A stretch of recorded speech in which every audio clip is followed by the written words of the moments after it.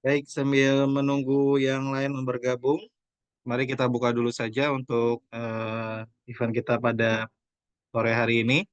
Bismillahirrahmanirrahim. Assalamualaikum warahmatullahi wabarakatuh. Selamat sore rekan-rekan peserta Wiragama Investa 2024 yang sudah hadir pada kesempatan sore hari ini.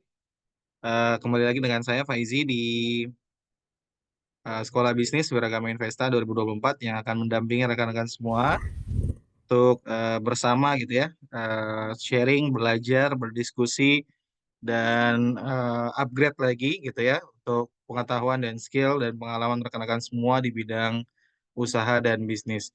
Sebelum kita masuk ke pemaparan materi yang kebetulan hari ini juga coach kita sudah hadir, ada Coach Andrina. Boleh saya hai mungkin, Coach?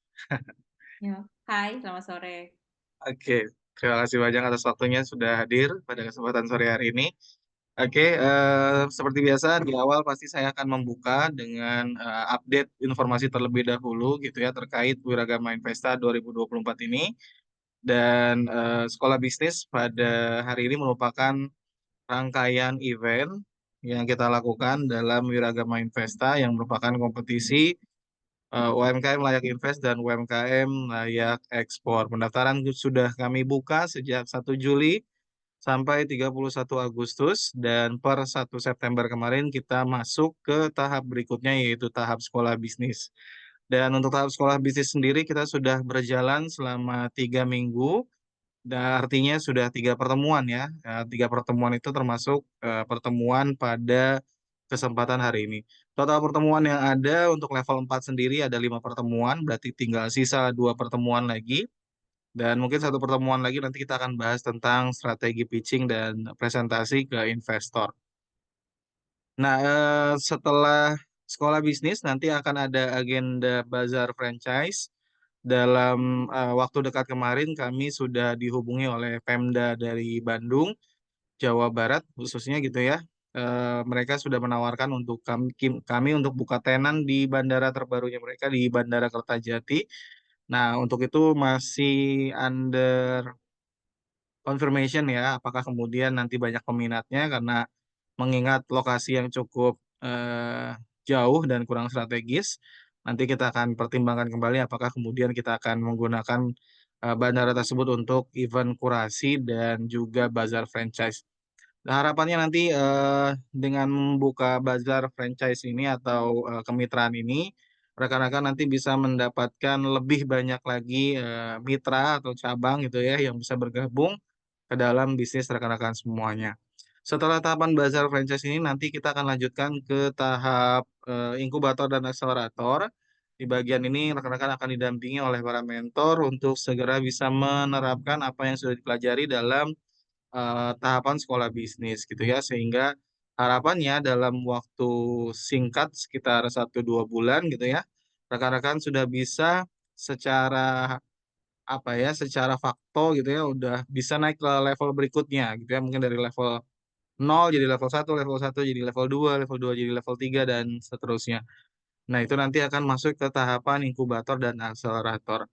Lalu kemudian di tahapan akhir, nanti rekan-rekan akan diminta untuk memberikan presentasi terkait kelebihan dan mungkin profil gitu ya dari bisnis masing-masing. Tujuannya adalah untuk yang utama adalah untuk memukau para juri dan juga nanti ada kemungkinan investor juga yang hadir gitu ya. Sehingga nanti dari presentasi atau yang biasa kita sebut dengan pitching gitu ya, rekan-rekan nanti bisa mempresentasikan apa yang selama ini dilakukan gitu ya dalam usahanya masing-masing sehingga ya itu tadi bisa menarik perhatian dari juri dan investor gitu ya. Nah, itu nanti akan dilaksanakan kurang lebih tahapannya di bulan November hingga Desember ya. Untuk waktunya nanti masih tentatif, nanti akan diumumkan via grup gitu ya. Untuk saat ini minggu ini kita akan berfokus hanya di sekolah bisnis terlebih dahulu dan rekan-rekan juga dimohon untuk bisa mengerjakan tugas-tugas yang diberikan karena lewat tugas tersebut kami bisa memastikan bahwa rekan-rekan sudah memahami dan menguasai apa materi yang sudah diberikan oleh para mentor-mentor yang memang merupakan praktisi di bidangnya masing-masing. Baik, itu saja sekilas dari pembukaan pada event kesempatan sore hari ini. Kebetulan hari ini juga sudah ada coach kita yang sudah hadir, dan mungkin saya akan sedikit membacakan profil beliau. Izin share screen ya. Mungkin teman-teman boleh uh, cek di sini. Oke, ya. Ini adalah eh, coach spesial kita pada kesempatan sore hari ini. Beliau adalah Ibu Andrina Effendi, founder dari Nayara ya. Pengalamannya beliau begitu banyak, mulai dari digital studio, lalu kemudian creative agency, Creo Indonesia, Sama lalu titik sekarang fokus di eh, Nayara Batik ya, yang sekarang sudah ada di beberapa tempat, mulai dari Pondok Indah Mall, Gandaria City Mall, Puri Indah Mall, Trans Studio Mall Makassar, Manado Town Square, dan eh, menjelang gitu ya ke tempat-tempat lainnya. Beliau juga eh, sekarang aktif untuk di Nusantara Garment ya, untuk memproduksi berbagai macam garment untuk ke online ya, fashion brand dan seragam juga. Untuk Instagram kita rekan-rekan nanti bisa kepoin langsung gitu ya di nayara.id official. Ingin mengetahui apa saja produk-produk yang diproduksi oleh Nayara gitu ya, mulai dari batik dan casual wear, online shopnya juga itu bisa dicek juga di Shopee, Zalora, Tokopedia, dan Lazada. Beliau juga aktif memberikan berbagai macam sharing gitu ya, dan dengan menjadi narasumber di beberapa acara terkenal, mulai dari acara melaju bersama Gojek, lalu juga ada talk show bersama Deddy Corbuzier di konferensi Maju Digital Goto Gojek, termasuk juga ke Trans 7 untuk Cuan Bos dan pembicara sukses sejati. Jadi langsung aja kita panggilkan kepada Bu Andrina Effendi, waktu dan tempat kami persilahkan. Oke, makasih Pak Isi. Ini saya langsung share screen, Pak. Monggo, silakan Coach. Oke.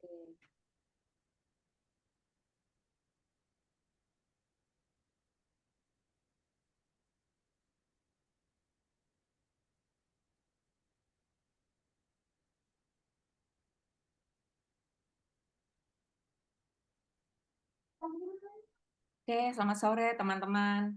Di hari Minggu ini, thank you buat waktunya. Um,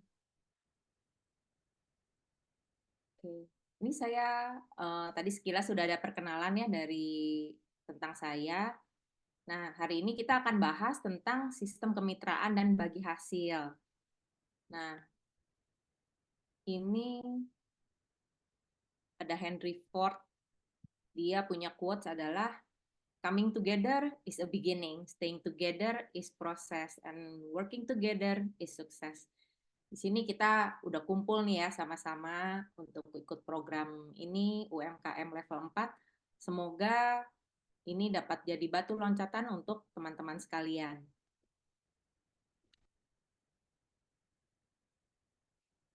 Nah, di sini kalau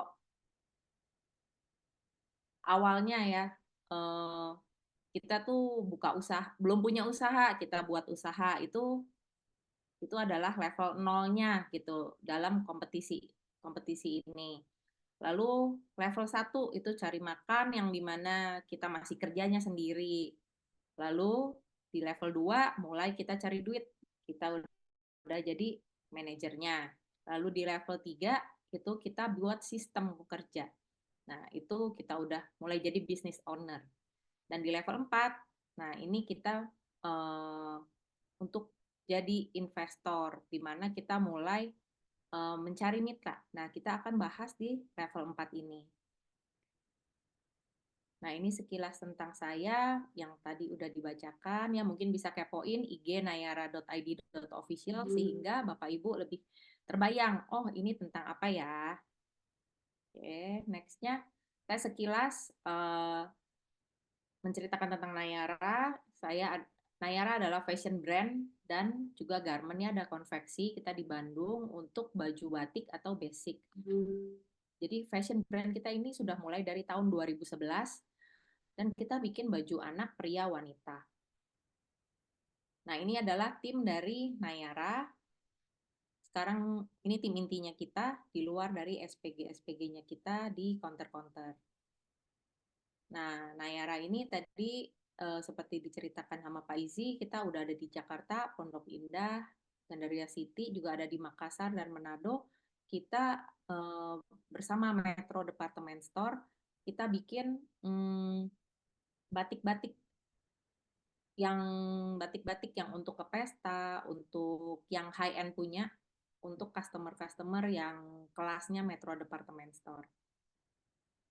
Dan juga sejak 2018 Nayara udah masuk ke online store, ada Shopee, Tokped, Lazada, Zalora, TikTok, dan website Nayara sendiri. Nah, ini sekilas ya baju-baju kita yang di online store ya. Ini kurang lebih baju-bajunya lebih casual dan lebih dipakai untuk sehari-hari. Dan juga ada baju basicnya, baju pestanya, juga kita ada buat baju uniform untuk perusahaan-perusahaan, untuk bisnis kita yang B2B. Dan juga kita bikin koleksi couple. Kurang lebih udah kebayang ya teman-teman ya. Sekarang saya mulai masuk ke materi. Di materi ini, kalau dulu Pak Heri udah menjelaskan tentang sistem dan bisnis model, juga proven profit dan profitability. Nah, hari ini saya akan menjelaskan tentang sistem kemitraan dan bagi hasil. Nah, visinya untuk di level 3, di level 4 langkah ketiga ini adalah nanti teman-teman mampu menyusun pitch deck untuk menjelaskan sistem kemitraan yang saling menguntungkan kepada para calon investornya. Dan kurang lebih di sini kita akan membahas ya tentang perbedaan franchise dan kemitraan, dan kita akan bahas detailnya tentang kemitraan, franchise, kemitraan sistem bagi hasil, tentang CSR dan kontraknya. Nah, sekarang pertama kita bahas dulu nih.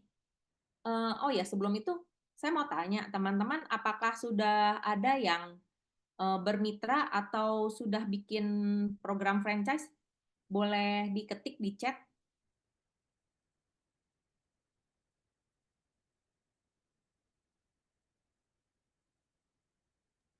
Apakah ada yang ketik, Pak? Pak isi di chatnya.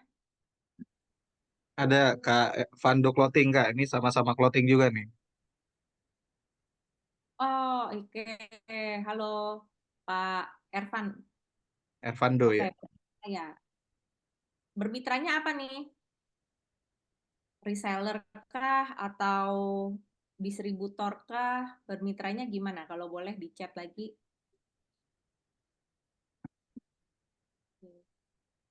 Nah, kembangnya di sini. Oke, thank you, thank you. Oke, saya lanjut ya. Oke, perbedaan antara franchise dan kemitraan. Nah, pada dasarnya franchise itu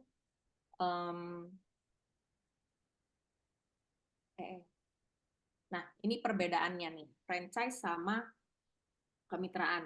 Jadi secara sistem usaha, kemitraan itu bisa jual putus atau ada saling ya, bermitra dalam mengelola usaha. Kalau franchise itu bukan jual putus dan terjadi keberlangsungan terus-menerus kalau di franchise.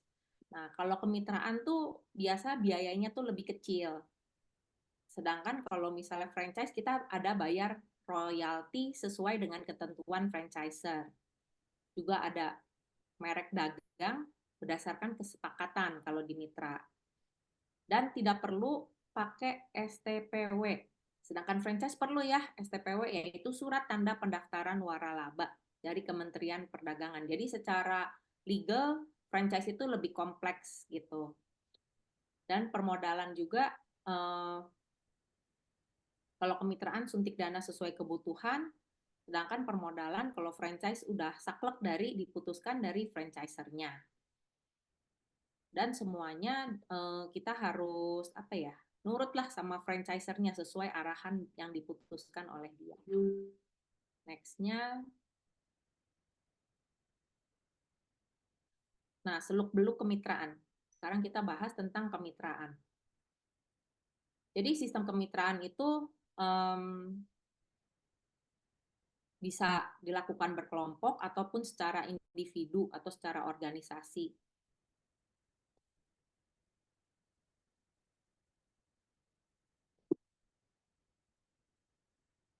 Nah, ini ada penjelasannya ya. Jadi ada undang-undangnya tentang kemitraan ini. Jadi Undang-Undang Nomor 20 Tahun 2008 tentang usaha mikro kecil menengah menjelaskan bahwa kemitraan adalah hubungan kerjasama yang dilakukan secara langsung maupun tidak langsung antara pelaku UMKM dengan usaha besar. Nah, definisinya adalah ini dan bentuknya tuh macam-macam gitu. Terus pemerintah juga ada Peraturan Pemerintah Nomor 7 ya tentang kemudahan perlindungan pemberdayaan koperasi dan usaha mikro kecil menengah. Nah, secara lebih lanjut memberikan prinsip pelaksanaan hubungan kemitraan. Nah, ini memerlukan ya kepercayaan, memperkuat dan saling menguntungkan ya antara yang pihak bisnis yang kecil dengan bisnis yang lebih besar. Nah, ini bentuk-bentuk kemitraan. Nah, ada yang bentuknya inti plasma, subkontraktor, waralaba, franchise yang akan kita bahas nanti. Ada dagang umum, agen, rantai pasok, konsinyasi, dan patungan. Nah, nanti saya akan bahas lebih dalam tentang konsinyasi, karena Nayara banyak melakukan kerjasama secara konsinyasi. Nah, ini ada banyak bentuknya ya, kemitraan yang tadi inti plasma itu antara pemerintah sama rakyat, biasanya kayak perkebunan-perkebunan gitu. Subkontraktor tuh biasanya antara kontraktor mungkin bisa dibaca sendiri detailnya gitu ya. Jadi ada macam-macam, ada persyaratannya tentang ini dan kita akan bahas tentang franchise di next-nya dan juga ada keagenan, rantai pasok juga. Nah, tentang konsinyasi, saya akan bahas tentang konsinyasi. Jadi bentuk konsinyasi itu di mana bentuk kerjasama bisnis, pihak satu menitipkan barangnya dijual oleh pihak lain. Yang di dalam bisnis konsinyasi ini biasanya ada dua pihak, yaitu penitip dan penyalur. Jadi kalau saya itu konsainernya ya. Nah, itu kalau konsaininya itu adalah Metro Department Store. Nah, lalu ada yang kerjasamanya usaha patungan juga seperti joint venture gitu ya. Juga ada juga yang outsourcing bentuk kemitraannya. Nah, pasti teman-teman udah sering dengar lah franchise dan kemitraan. Dan ini adalah kalau franchise itu mungkin kalau udah lebih kompleks gitu, Anda bisa melakukan franchise tergantung bisnisnya juga, apakah bisa atau lebih cocok kemitraan. Mungkin nanti itu harus disesuaikan dengan usahanya masing-masing gitu. Nah, ini Donald Trump bilang bisnis bukan tentang keberhasilan atau kegagalan tentang kita sendiri, tapi seberapa sukses kita membuat mitra kita jadi sukses. Itu adalah kuncinya gitu, supaya kalau kita buat mitra kita jadi sukses, pasti dia pengen banget mensupport kita supaya omsetnya lebih lagi masuk ke dia gitu loh. Nah, ini saya mau sharing gitu ya tentang yang kemitraannya. Jadi kayak Nayara tuh ada milestone-nya. Jadi kurang lebih kita dari tahun awalnya kan dari 2011 kita mulai itu hanya dari pameran, lalu kita nanti mulai masuk departemen store, buka toko sendiri, bermitra ya, buka toko juga saya ada di Jakarta, bekerja sama dengan pihak ketiga, lalu juga kita nanti mulai online. Nah, di sini kerjasama tuh bermitranya saya dari yang offline yang dengan departemen store yang besar juga mungkin bisa disebut joint venture juga ya, ada dengan pihak ketiga lainnya gitu, kita buka bareng toko dan juga yang bersama sekarang online store. Nah, sekilas Nayara mulainya hanya bikin baju seperti ini, dari kaos, lalu kita berangkat bikin baju mom and kids. Di sini Bapak Ibu bisa lihat ya journey-nya dari Nayara gitu ya. Dari foto-fotonya nanti bisa kelihatan. Kita makin lama makin grow dan lebih profesional gitu. Dan ini kita mulai masuk departemen store. Waktu itu kita masuknya departemennya kids ya, sehingga tuh lihat banyak baju-baju kids. Waktu itu ini foto di Sentro. Dan kita jual family juga. Nah, habis itu kita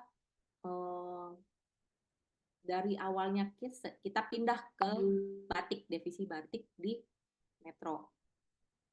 Dari situ kita baru berkembang secara luar biasa, yang dimulai dulu dari kita di Makassar, lalu kita pas bermitra awal-awal tuh nggak langsung dikasih toko yang enak ya, jadi dikasih tokonya yang jauh dulu, yang paling jauh gitu. Dan waktu itu Trans Studio Makassar baru buka. Nah, jadi kita ditaruh di tempat yang jauh, kita dilihat kita konsisten nggak, apakah kita perform nggak, apakah kita tetap nggak. Mereka kan minta SPG ya untuk jual barangnya kita. Jadi kita udah bayar consignment fee plus tapi SPG kita yang tanggung. Nah, jadi kita udah bayar SPG. Nah, apakah SPG-nya itu kita training, kita cek gitu ya skillnya supaya mereka bisa jualan.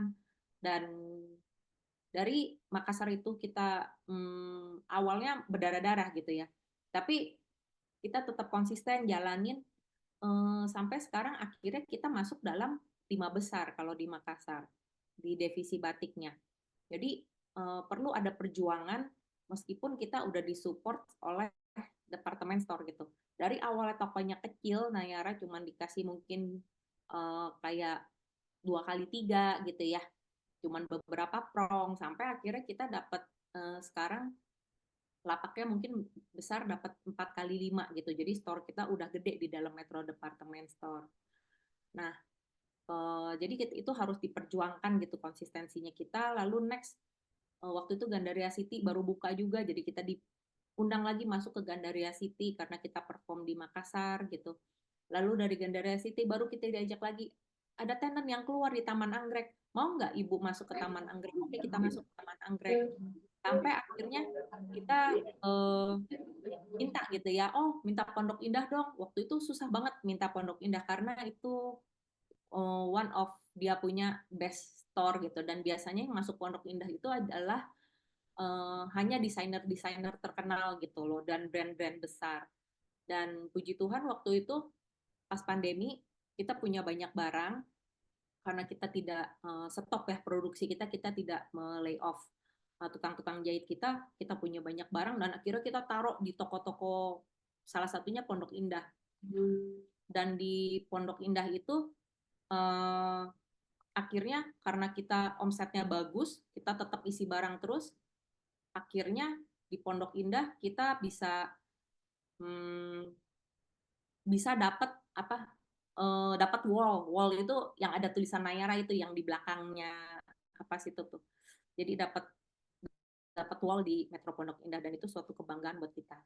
Oke, nextnya habis itu pas pandemi ini ada online store-nya, kita baru buka, mulai foto-fotonya outdoor. Kita mulai bermitra dengan seperti Shopee, Tokopedia, Zalora gitu ya. Kita mulai bermitra dengan mereka, TikTok sekarang. Lalu mulai juga kita aktif memperkenalkan Nayara, terus-terusan nge-branding ya untuk mendukung online-nya dengan saya mengisi konferensi maju digital sama Deddy Kobus ya, dengan Ibu Atalia, festival fashion lokal juga bersama Gojek gitu ya. Jadi kita lakukan segala cara gitu untuk bertahan di gimana ya, bukan bertahan tapi breakthrough di dunia online shop gitu. Nah, ini lihat koleksi kita udah jauh lebih rapih kan daripada yang dulu ya. Nah, dan sampai akhirnya di Oktober 2023 kita bisa masuk ke 10 besarnya ya. Kita masuk nomor 6 waktu itu di Shopee Mall. Lalu kita juga belajar kolaborasi ya. Sekarang kan era kolaborasi, kita dengan Yayasan Kanker Anak waktu itu, dengan Sekolah Pelita Harapan, dengan Teguh, juga dengan Kosilila. Nah, sekarang saya akan bahas tentang franchise. Jadi franchise itu berasal dari kata franchise ya. Jadi kejujuran, kebebasan yang dimana tugas dari franchisor atau pemberi waralaba itu memberikan izin pada franchisee menggunakan hak intelektual namanya, brand dagangnya, sistem operasionalnya itu akan diajarkan sama franchisernya, dan sebagai timbal baliknya penerima waralaba membayar untuk franchise fee dan royalty fee. Yang jadi ini ada aturan dagangnya juga ya, apa Permendak tahun 71 2019. Jadi mungkin nanti bisa dibaca sendiri. Nah, jadi syarat-syarat nih yang harus saat mendirikan franchise. Jadi harus memiliki kas usaha gitu. Dan ada bukti bahwa usahanya itu tuh memberi keuntungan. Dan ada standar pelayanan, ada SOP maksudnya ya. Ada SOP yang jelas dan secara tertulis, mudah diajarkan dan diaplikasikan. Jadi disupport dengan training-training. Dan dukungan yang terus-menerus dan memperbolehkan memakai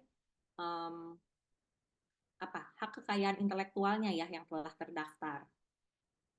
Nah, di sini franchisor itu memberikan haknya untuk memanfaatkan atau menggunakan waralaba yang dimilikinya kepada penerima waralaba. Dan franchisee, seseorang atau badan yang diberikan haknya itu untuk memanfaatkan dan menggunakan waralaba untuk menggunakan kekayaan intelektualnya yang dari franchisernya itu. Jadi harusnya mengapa franchise lebih untung? Karena mereka udah secara operasional terbukti untung, baru mereka kan tadi ada suratnya ya yang harus mereka ambil ya untuk mereka boleh pakai kata franchise. Nah, jadi untuk dapat surat itu udah harus ada bukti-buktinya untuk mereka punya sistem yang jelas. Nah, ini sejarah waralaba ya. Mungkin saya bahas sekilas, itu mulai dari tahun 1850 ketika mesin jahit Singer, kalau Bapak Ibu tahu, itu mesin jahit terkenal banget, semua dulu pakai itu konsep waralaba mulainya gitu. Nah, udah gitu mulailah mulai booming ya di tahun 1960-an gitu. Jadi mulai ada kayak McDonald's segala yang kayak gitu. Lalu mulai ada masuk ke Indonesia di tahun 80 dan sehingga sampai sekarang ada komunitasnya juga, Asosiasi Franchise Indonesia.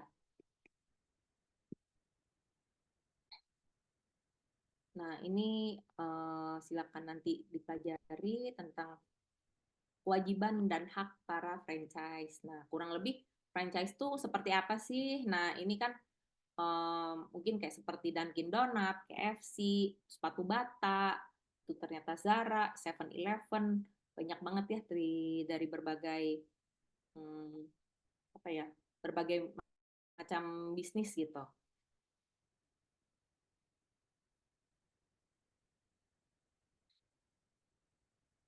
Nah, produk yang jadi kita bisa bagi nih jenis-jenis waralaba ya. Jenis-jenisnya tuh ada yang dari jenis usahanya yang menghasilkan produk ya, seperti waralaba makanan, minuman, atau barang-barang retail. Jadi ada produknya. Sedangkan kalau jasa mungkin seperti jasa cuci baju, jasa laundry, atau tempat hiburan yang karaoke gitu. Atau pendidikan kan banyak ya franchise-nya gitu. Atau gabungan seperti properti atau kesehatan gitu. Lalu berdasarkan asal ya waralaba itu ada yang dari luar negeri, ada yang dari dalam negeri. Dan juga berdasarkan bentuknya, ada yang berdasarkan format bisnis, ada yang waralaba produk atau merek dagangnya yang diberikan. Dan juga berdasarkan jenisnya, ada yang bentuknya nama dagang, jadi yang diizinkan untuk pakai, ada yang waralaba distribusi produknya sebagai distributor gitu. Dan juga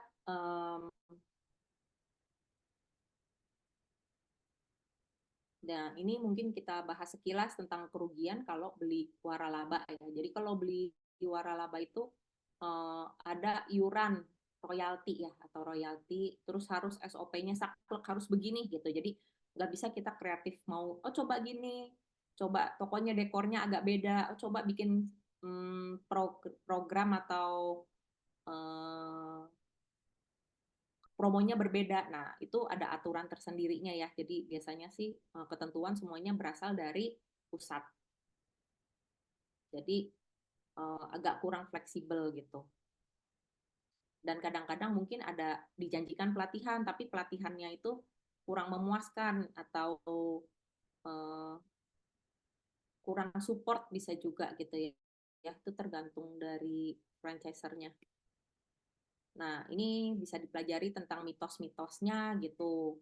Waralaba cara paling aman tidak pernah gagal, yang enggak juga ya, banyak faktor ya kalau itu, gimana kita sebagai franchisee juga harus tetap uh, apa ya, kayak tetap harus berjuang lah ya, tetap harus berjuang dan tetap harus mengupayakan gitu agar bisnis kita bisa works gitu. Dan kalau cara orang berpikir gitu untuk beli waralaba itu, beli franchise itu, jadi hmm, harus juga teliti pasar, harus cek juga kayak dari orang yang udah beli, gimana ya kalau udah beli franchise ini, apakah beneran works, apakah beneran disupport gitu. Jadi harus di cross check. Biasanya pembeli akan cross check dulu gitu loh.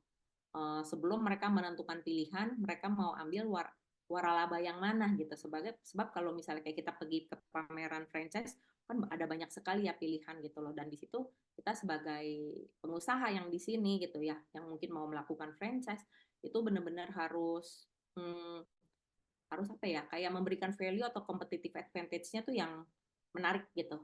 Karena franchise itu kan pasti pembelinya itu akan pilih-pilih, punya banyak pilihan, punya banyak persaingan juga gitu.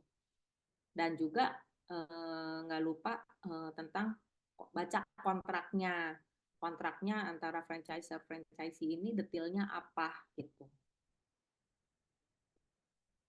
Nah, ini sekilas ada diberikan Pak Heri ya. Ini materinya tentang isi kontrak waralaba, apa yang menjadi penting yang harus disusun. Nah, ini kegagalan yang kerap terjadi gitu ya. Jadi kalau franchisernya gitu kurang uji coba, atau orangnya selebor gitu ya, kurang kurang detail gitu lah. Terus mungkin SOP-nya kurang baik gitu ya. Nah, itu tuh bisa bahaya gitu ya. Bisa, maksudnya kalau kita beli franchise-nya itu bisa eh, bisa pengaruh ke situ. Untuk franchisee juga kalau yang takut tidak ngikutin SOP, misalnya kalau misalnya bikin minuman, terus bikin minumannya, oh aku kayaknya takarannya bedain, dikurangin, terus toto jadi nggak laku minumannya gitu loh, karena rasanya berbeda atau gimana gitu ya. Jadi nah itu penting gitu untuk ngikutin SOP. Jadi banyak faktor juga eh, antara franchisee ini untuk bisa gabung gitu, kerjasama gitu. Nah, ini banyak istilah-istilah waralaba, mungkin bisa dipelajari dan dibaca.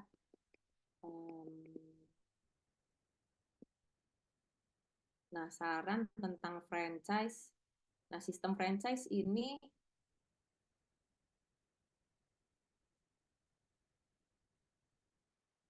kata Barry Roberts ya, sistem franchise dapat diandaikan seperti buku resep makanan.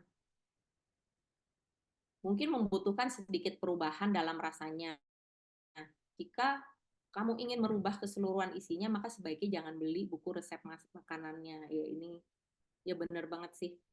Maksudnya kalau kita beli franchise itu ya harusnya kita nurut dengan apa yang dia udah sarankan, karena dia sudah membayar trial and error-nya dan membayar ongkos kegagalannya untuk bisa sampai nih franchise yang benar tuh harusnya tuh seperti ini dijalankannya gitu loh. Karena beli franchise itu adalah kita beli resep suksesnya dia gitu loh, tanpa kita harus yang trial and error untuk gagalnya sendiri gitu. Nah, ini sekarang uh, kita bahas tentang kemitraan dengan sistem bagi hasil. Nah, jadi sistem pengertian bagi hasil dulu nih kita samakan ya. Jadi itu perjanjian yang disepakati antara pengusaha atau pemberi modal dengan tujuan berbagi keuntungan. Jadi intinya berbagi keuntungan gitu ya.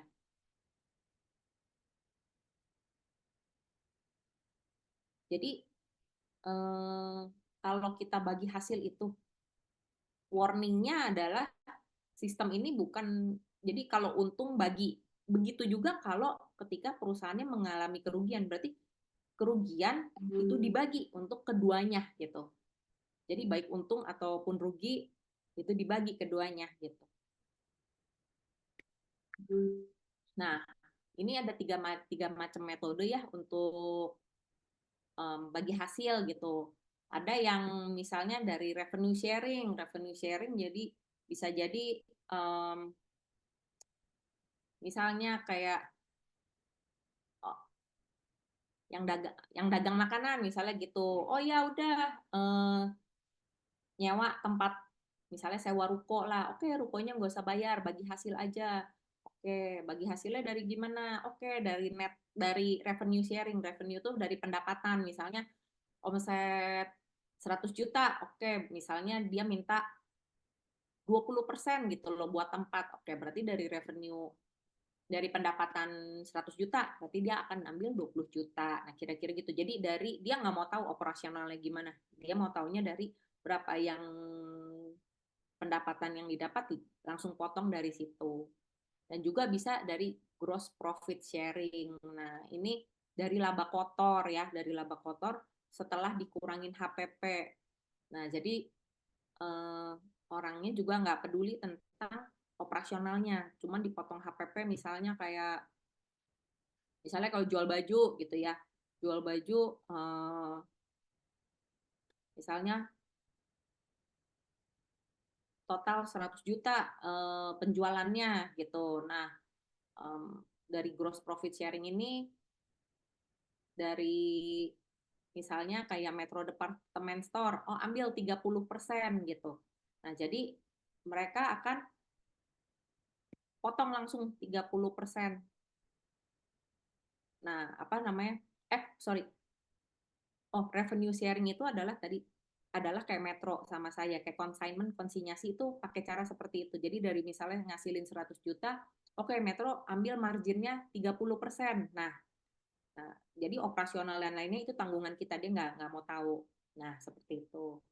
Departemen store biasanya main revenue sharing. Nah, kalau gross profit sharing tuh, jadi misalnya kalau omsetnya 100 juta, oke potong dulu ya modal saya misalnya 70 juta. Nah, untungnya kan 30 juta nih. 30 juta ini dibagi, misalnya tergantung perjanjian.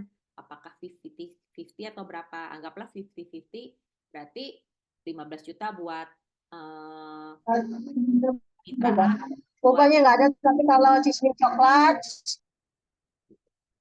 yang satu lagi yang buat mitra B-nya. Lalu kalau profit sharing itu adalah benar-benar dari netnya gitu loh, dari netnya, dari 100 juta misalnya dapat ya, modalnya tadi 70%, operasionalnya misalnya 10 juta misalnya gitu. Nah, 20 juta sisanya ini dibagi dua gitu, benar-benar dari keuntungan. Nah, jadi penting banget ya untuk prinsip bagi hasil ini harus jelas gitu kesepakatannya dan kontraknya. Nah, jadi kesepakatan yang jelas tentang komposisi modalnya, terus jadi bagi hasilnya seperti apa. Nah, itu modal yang disetorkannya berapa. Nah, pembagiannya pun kapan. Nah, itu tuh harus jelas gitu ya. Jadi tentang kesepakatannya, kejelasan usahanya, maupun tugas-tugasnya dalam mengelola bisnisnya gitu ya. Mungkin kan ada yang satu, oh iya nanti satu bagian produksi ya, yang satu bagian marketing. Nah, itu tugasnya harus jelas supaya bisa langgeng gitu. Juga ketentuan waktunya, oke, sepakat. Kapan ya? 1 tahun lagi ya baru kita bagi hasil, atau dari omset bulan ini, oh ya mungkin bulan depan ya kita bagi hasil. Nah, itunya harus jelas dan sama-sama disetujui. Nah, ada juga bagi hasil yang pemodal hanya berperan sebagai investor. Jadi ada yang orang kayak angel investor, mungkin hanya suntik dana, dia tidak ikut campur, tapi dia hanya lihat laporannya dan benar-benar hanya dia nggak ikut operasionalnya sama sekali. Ada yang seperti itu. Ada juga pemilik modal sekaligus partner, sekaligus rekan kerja. Berarti dia akan ikut campur dengan sistem operasional atau apapun yang sedang kita kerjakan gitu ya. Jadi kalau pemodal sekaligus partner berarti dia akan dapat dua. Mereka akan dapat gaji juga akan dapat dividen bagi hasil. Nah, sistem gajinya itu ya tinggal diatur dan pembagian dividennya kapan itu tinggal didiskusikan bersama. Jadi ini ada contohnya, mungkin nanti bisa dipelajari sendiri contoh kasus ini pembagian dividennya. Lalu juga ada yang pemodal sebagai memberi pinjaman. Jadi kayak bank lah gitu, kayak bank tapi mungkin prosedurnya tidak seribet bank gitu, tapi harus kita bisa membuktikan bahwa oh ini profitable gitu dan bisa bekerja sama kurang lebih seperti itu. Nah, jadi saran tentang bagi hasil mulailah dari yang sederhana, tawarkan bagi hasil atas proyek yang kecil lalu diduplikasikan. Dan Jack Ma berkata, nih founder dari Alibaba ya, kayak mungkin kayak Shopee gitu, tapi di China gitu. Jadi saat gagal, kamu hanya perlu memulai lagi dengan cara yang lebih cerdas. Jadi kadang-kadang dalam usaha, kalau kita gagal, ya nggak apa-apa, ya mulai lagi aja dengan cara yang lebih cerdas gitu. Jadikanlah itu sebagai pelajaran. Nah, ini mungkin yang terakhir ya, ada kemitraan yang untuk program CSR. Nah, CSR itu apa sih? Itu adalah Corporate Social Responsibility yang dimana perusahaan besar biasanya tuh akan mensisihkan dananya 2-4% itu berdasarkan aturan pemerintah untuk membantu menciptakan kesejahteraan masyarakat melalui program pemberdayaan usaha. Nah, untuk memenuhi kewajiban sosial dan lingkungannya. Nah, jadi ini ada juga nih, mereka kan menggelontorkan dana 2-4% dalam keuntungan ya dalam perusahaan setahun itu untuk berdasarkan CSR, tapi CSR itu kan macam-macam gitu ya, ada yang untuk lingkungan, ada yang untuk UMKM, ada yang untuk mungkin seni, nah itu beda-beda tergantung perusahaannya. Nah, ini juga bisa diupayakan oleh Bapak Ibu gitu. Jadi, tapi yang penting adalah kalau perusahaan kita mau diinvest sama yang lewat dana CSR ini, jadi mereka harus punya proposal yang diajukan sama perusahaan dan ini layak invest sehingga perusahaan bisa misalnya Bapak bikinlah membantu masyarakat sekitarnya misalnya gitu, bikin oh ya usaha kecil misalnya buka jual gerobak bakso gitu, langsung bikin 10 biji gitu. Nah, proposalnya dibikin ke perusahaannya untuk minta dananya untuk pemberdayaan kepada para misalnya masyarakat setempat yang mau bermitra jadi misalnya jualan gerobak bakso misalnya seperti itu. Jadi jualnya bukan cuma satu-satu gitu, tapi jualnya langsung 10, langsung 100, kira-kira kayak gitu. Nah, ini kita bahas sekarang tentang kontrak kemitraan. Jadi kontrak itu adalah perjanjian resmi ya antara pihak-pihak yang terlibat, memastikan ada komunikasi dan pemahaman yang jelas tentang usahanya. Nah, jadi pentingnya itu adalah nanti bakalan dibahas tentang isu pajak, entah mencegah komplikasi di masalah hukum atau ada konflik kepentingan nanti, jadi itu kita tentukan di depan. Kalau misalnya ada perselisihan, nah itu gimana? Dan semoga dengan insight-insight ini dan kalau materinya dibaca lagi itu Bapak Ibu bisa gitu meyakinkan kemitraan kepada para investor dan menunjukkan potensi pasif income-nya karena mereka para investor pasti melihat harus minimal lebih lah dari bunga bank gitu loh. Itu kenapa mau mencoba menginvestasikannya kepada teman-teman di sini. Dan juga bikinlah buat sistem kemitraan yang menarik buat investor, mudah, keringanan dalam investasi, terus lokasi usahanya juga deket gitu ya, mungkin bisa dilihat gitu. Terus yang pasti hasil lebih dari bank, modal cepat balik, kontraknya juga aman. Nah, apa mungkin Bapak Ibu ada pertanyaan di sini? Baik, sudah. Oke. Rekan-rekan semuanya, kita masuk ke sesi tanya jawab. Terima kasih Bu Andrina yang sudah memaparkan tentang materinya. Tentunya rekan-rekan pasti mungkin punya pertanyaan nih tentang sistem kemitraan ini seperti apa. Mungkin nanti Bu Andrina bisa membagikan pengalaman beliau ketika membuka di banyak mall nih ya. Mungkin nanti dari rekan-rekan yang sudah bergabung, kalau ada pertanyaan, dipersilahkan. Bisa lewat kolom komentar atau rekan-rekan boleh raise hand ya, untuk kemudian bertanya secara langsung. Silakan mau siapa? Kak Elvi mungkin atau Kak Fando mau bertanya? Atau Pak Wijaya? Atau Bu Angel, silakan. Kang Bom Bom juga boleh. Ya. Mas Fando nih ini ya. Sama-sama di fashion mungkin mau bertanya juga boleh. Nah, oke. Ada pertanyaan nih Bu Andrina dari Mas Fando bertanya bagaimana cara agar produk bisa dititipkan di mall. Oke, apakah ketemu pimpinan atau sodorkan proposal atau tunjukkan produk? Lalu itu posisinya sewa tempat atau bagaimana? Mungkin bisa share Bu Andrina pengalaman dari Nayara. Oke, jadi jadi gini kan saya konteksnya adalah baju ya gitu. Jadi mungkin Bapak Ibu bisa cari toko atau departemen store atau apa yang dia memang spesifikasinya menjual produk yang seperti itu. Produk yang cocok untuk menjual barangnya Bapak, itu pertama.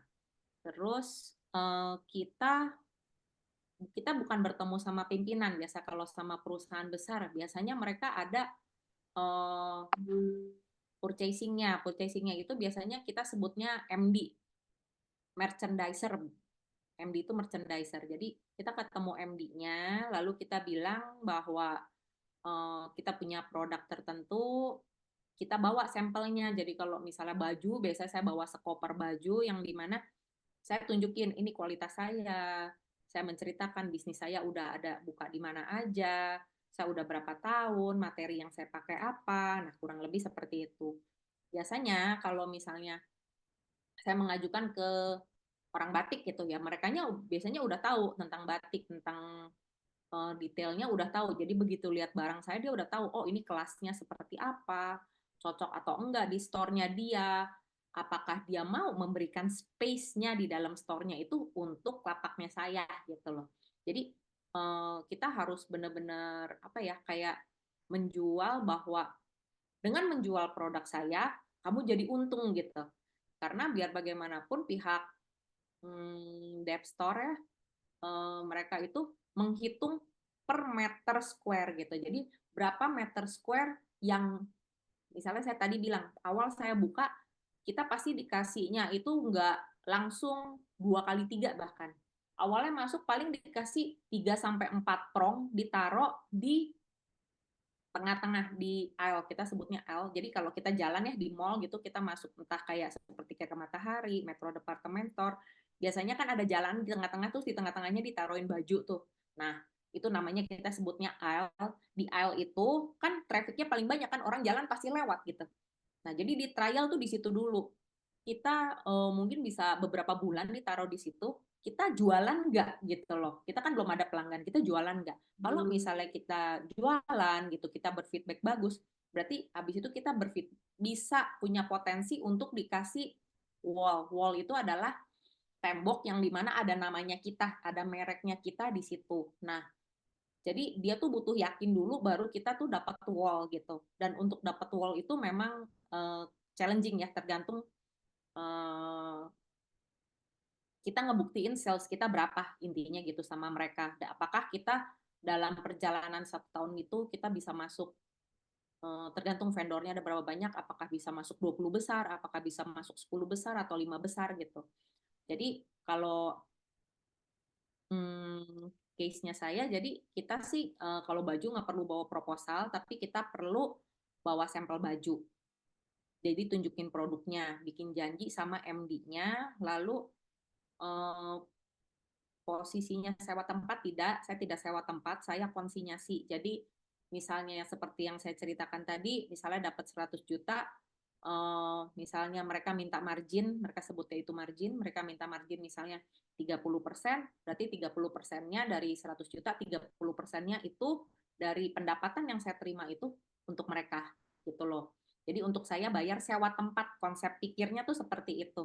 Jadi kalau Bapak Ibu misalnya sewa di mall sendiri, kan per meter square-nya misalnya berapa ya, kayak mungkin 300.000 gitu. Nah, jadi ibaratnya kan si departemen store-nya itu pun dia sewa kan di mall gitu. Jadi ada 1 meter square itu ada harganya gitu. Jadi kita harus ngasilin omset berapa. Nah, itu cukup nggak tuh buat hitung-hitungannya dia, kayak sama kayak kita sewa tempat di mall. Prinsipnya seperti itu. Terus kurang lebih kayak gitu sih Pak. Mungkin ada yang mau ditanyakan lebih spesifik lagi, boleh silahkan. Ya, jawabannya sangat detail ya. Rekan-rekan bisa langsung mencoba mempraktekkan ya. Jadi bertemu dengan merchandisernya dulu, lalu mungkin pelan-pelan masuk ke aisle dulu, baru masuk ke wall gitu ya.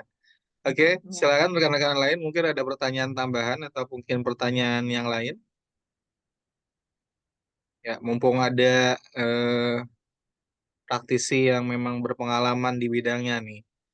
Rekan-rekan bisa menimba langsung dari beliau.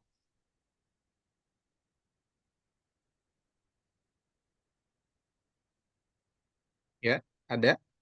Mungkin boleh cerita kali ya, Bu Andrina, tentang first biasanya ya, toko pertama gitu ya, atau tempat pertama dalam membuka bisnis Nayara ini dulu seperti apa, Bu, pengalamannya? Sampai Mungkin akhirnya sekarang sudah punya banyak tempat gitu. awalnya saya dari pameran ya, dari waktu itu iseng-iseng bikin baju, kaos, awalnya saya gambar sendiri. Nah, dari situ mulai cobain masuk ke, waktu itu saya masuk ke Pasaraya. Dari masuk ke Pasaraya, udah gitu, oh cuman kaos kayaknya kurang berfeedback bagus ya. Udah gitu kesempatan untuk dapet pameran di Inacraft, dapat tempat, lalu saya bikin baju Mom and Kids, lalu dari baju Mom and Kids itu saya mulai hmm, dilirik sama Metro. Waktu itu Metro yang kebetulan ngontek saya dan kasih kartu nama, mau nggak jadi vendor. Nah, awalnya memang seperti itu. Nah, itu sebenarnya kesempatan yang luar biasa ya. Tapi tetap aja bukan berarti kita langsung diterima gitu kan. Jadi itu pun saya untuk bertemu sama orang metronya, saya ingat banget waktu itu. Kan saya dari Bandung, metro kan di Jakarta, kita kayak janjian tuh jam 1 kalau nggak salah. Nah, janjian jam 1, ibunya meeting. Oh, ibunya terus meeting keluar, nggak pulang-pulang. Terus udah sampai jam 5, ibunya masih belum pulang. Aduh, gimana sih ini janjiannya gitu kan. Ya udah saya bilang, tasnya masih di sini kan gitu. Berarti dia pasti pulang kan gitu. Ya udah, akhirnya saya tungguin tuh sampai jam 6. Akhirnya ya udah saya tungguin sampai jam 6, akhirnya ketemu ibunya beneran pulang balik dari meeting gitu. Saya bilang, "Bu, saya dari Bandung, Bu, tolong temuin saya," gitu. Saya udah bawa baju sampelnya. Akhirnya dia lihat, meskipun cuma sebentar, dia lihat. Akhirnya itu kesempatan pertama saya untuk masuk Metro Department Store. Akhirnya saya bisa masuk kayak ke mall-mall besar gitu. Awalnya tuh dari situ gitu. Jadi jika merasa ditolak, merasa kurang dihargai pas awal-awal, nggak apa-apa, tetap semangat, tetap apa ya, kalau emang udah tujuannya datang harus presentasi ya presentasilah gitu. Jangan berkecil hati karena mereka telat atau mereka mungkin responnya kurang kurang apa ya, kurang positif atau gimana gitu. Jangan berkecil hati, tetap semangat lah gitu. Kira-kira seperti itu sih, Pak. Iya, pengalaman luar biasa ya. Sempat diminta nunggu jadinya ya sampai sore. Jauh-jauh Ya, dari Bandung, luar biasa. betul. Juga dulu mungkin pernah kayak kan saya dari kids ya, departemen kids gitu. Habis itu saya bilang kayak di kids saya kurang berkembang ya, saya mau mau dong berkembang, saya mau lebih dapat wall, saya bilang gitu. Nah, saya mau dapat wall, terus eh, ya udah, saya bilang saya mau fokus lah di batik, saya bilang seperti itu. Ya, saya juga pernah diketawain, kamu siapa gitu. Eh, Lawan kamu tuh batik keris, tahu nggak? Parang Kencana, batik Semar, kamu siapa? Iya sih, saya bukan siapa-siapa. Iya, iya. Tapi nggak apa-apa gitu, jangan berkecil hati. Yang gituin saya tuh waktu itu kebetulan yang dari kids-nya gitu ya.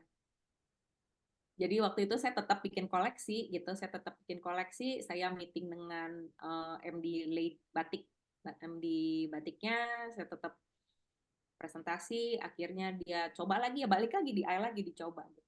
Untuk pas pindah divisi dari kids ke batik, coba lagi di AL-nya, ternyata bisa berjalan dengan lancar. Ya puji Tuhan bisa apa ya, bisa terus menerus gitu sampai sekarang gitu loh. Dan apa, kalau tadinya yang saya seperti saya cerita, kalau dikasih toko baru tuh bukan berarti yeay saya dapat toko.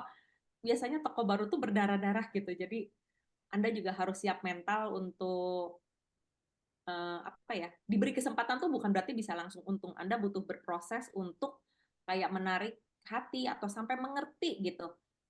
Pembeli di daerah Makassar itu tuh berbeda ternyata sama pembeli di Jakarta. Jadi setiap toko, meskipun sama-sama metro, tapi setiap daerah itu punya profil customer yang berbeda-beda. Sehingga saya harus menyesuaikan barangnya, komposisi barangnya, berapa banyak yang pria, berapa banyak yang wanita, jenis baju wanitanya tuh yang laku yang mana, atau jenis batiknya yang mana laku di Makassar, laku di Pondok Indah, maupun di Puri Indah, ataupun di Gandaria City, itu beda-beda semuanya gitu loh. Jadi kita harus punya sistem pencatatan yang jelas untuk eh, supaya bisa tahu dan bisa menganalisa. Itu menjadi PR kedua yang penting. Jadi kalau udah berhasil buka toko, yang penting setelahnya itu adalah manajemen. Seperti yang tadi di apa awalnya banget itu ada step-stepnya, itu jadi manajer, habis itu harus siap apa kayak mentalnya sebagai business owner. Jadi itunya beneran dijalanin step-stepnya gitu supaya kita bisa apa ya, sistem perusahaan kita benar-benar jalan dan bisa bisa grow gitu ya. Ya, ya, menarik sekali ya. Jadi langkah awal gitu ya dalam merintis bisnis. Agak cukup ini juga ya, berani gitu ya untuk mengambil tadi ya, dari kids kemudian loncat ke batik gitu ya, yang kemana batik ini sepertinya sudah banyak pemain yang sudah lebih dulu dan sudah banyak peminatnya gitu ya. Mungkin dari Bu Andrina sendiri, apa yang bikin percaya diri Bu untuk bisa memilih batik lah gitu ya, atau hal yang mungkin challenging ya. Apakah memang ngikutin passion atau memang pengen challenge yang baru atau gimana, Bu? Sebagai business owner ya kita harus realistis gitu ya. Jadi waktu itu meskipun saya di divisi kids, kan tetap aja saya ada bikin baju mom and kids dan ada ayahnya juga. Meskipun komposisinya kidsnya mungkin 70%, yang baju sarimbitnya itu hanya di 30%-nya. Ya, Jadi pas lagi membuat seperti itu, em, yang laku itu adalah batik gitu. Jadi oh kayaknya ada justru. rezeki batik gitu. Jadi itu kenapa alasan saya kayaknya saya harus mulai di batik nih gitu loh. Kalau di kids terus saya nggak akan bisa berkembang karena seberapa banyak sih kids yang pakai batik gitu kan, kayak saya berada di tempat yang salah gitu loh. Jadi saya menyadari itu dan saya kayaknya harus fight lagi gitu loh, ngerasa harus fight lagi, memperjuangkan saya harus bisa masuk ke batik. Tempat saya bukan di kids gitu loh. Nah, awalnya sih dari situ gitu loh. Jadi menyadari ada kesempatan yang lebih besar lagi gitu ya untuk berkembang. Jadi itu yang kita kejar gitu. Oke, jadi bukan berdasarkan kemauan aja ya, tapi lebih kelihat data hasil penjualan juga bagus di batik nih. Kenapa nggak dimaksimalkan di sini gitu ya? Betul. Akhirnya toko-toko kit saya pelan-pelan saya kontrak selesai nggak saya Geser. lanjutin gitu loh. Saya lebih lebih fight di batik akhirnya gitu. Oke, jadi kayak harus apa ya? Harus mungkin cari-cari calling juga ya. Callingnya di mana nih? Di batik atau di mana? Oke, Betul, betul. rekan-rekan, gimana? Ada pertanyaan lagi mungkin dari yang lain? Kalau memang tidak ada, mungkin bisa langsung dari Bu Andrina ada closing statement untuk Oke. menutup. Ya, sepertinya tidak ada lagi pertanyaan. Silakan Bu Andrina, boleh. Ya, semoga teman-teman bisa bisa berkembang lagi dengan luar biasa dengan ngikutin program ini. Semoga bisa menetapkan dan mengembangkan bisnisnya dengan sistem kemitraan ataupun franchise ataupun sistem yang lainnya dan dapat bertumbuh secara luar biasa. Thank you. Oke, luar biasa sekali sharingnya kepada Bu Andrina. Boleh big applause nih ya buat beliau yang sudah menyempatkan waktunya pada kesempatan sore hari ini. Baik, rekan-rekan semuanya, dengan begitu maka berakhir untuk event kita hari ini. Nanti akan ada tugas, yang tugasnya mungkin kami akan sampaikan di grup. Bu Andrina juga mungkin akan stay sementara untuk di grup. Silakan teman-teman mungkin ada yang mau berinteraksi lebih lanjut atau bertanya-tanya seputar kemitraan atau mungkin pengalaman-pengalaman dari beliau, dipersilahkan. Terus kemudian jangan lupa juga minggu depan kita lanjut lagi untuk langkah ke yang keempat gitu ya. Dan tentunya mengikuti aktivitas-aktivitas dari Wiragama Investa 2024. Saya Faizi, dengan begini mohon maaf apabila ada kesalahan dalam perkataan atau perbuatan selama event ini berlangsung. Kepada Bu Andrina sekali lagi saya ucapkan terima kasih dan appreciate luar biasa atas waktunya dan berbagi sharingnya hari ini. Kita tutup dengan alhamdulillah, alhamdulillah alamin dan kita sampai ketemu lagi langsung di grup lah ya untuk berinteraksi selanjutnya. Thank you semuanya. Selamat sore. Thank you. Oke. Oke, sehat-sehat semua. Izin tutup grupnya ya.